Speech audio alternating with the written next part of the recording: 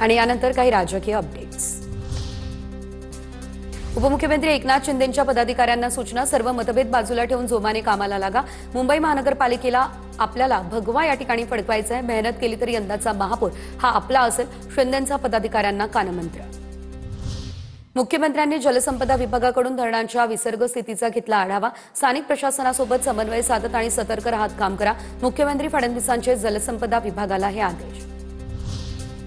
धाराशिवचे पालकमंत्री कुठे आहेत? एकदाच फोटो लावून टेम्पो घेऊन गेले। पालकमंत्री मुंबईत काय करताय? अशांना बडतर्फ करा, संजय राऊत यांचा हल्लाबोल। सरकार शेतकऱ्यांच्या बाबतीत उदासीन, आम्ही शेतकऱ्यांची कर्जमाफी घेतल्याशिवाय राहणार नाही। बीडच्या अंबाजोगाईमधून बच्चू कडू यांचा सरकारवरती हल्लाबोल। मुंबईमध्ये पुढच्या वर्षी दांडिया आणि गरबा करा, संजय राऊत यांची टीका, तर लोकांनी दांडिया खेळू नये बोलणार आणि हे मेळावा घेणार अशी दुतोंडी भूमिका। नवनाथ बन यांची राऊतांवर टीका।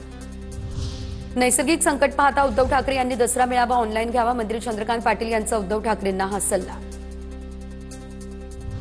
राऊतांचा डीएनए पाकिस्तानचा आहे का हा तपासावा लागेल, नवनाथ बन यांची संजय राऊत यांच्यावरती टीका। पवार साहेबांसोबत आपली तुलना होणार, हे पहिल्यांदा निवडून गेलो तेव्हाच माहित होतं, शरद पवार यांच्या कामाला तोड नाही। अजित पवार यांच्याकडून पुन्हा एकदा शरद पवार यांचं कौतुक।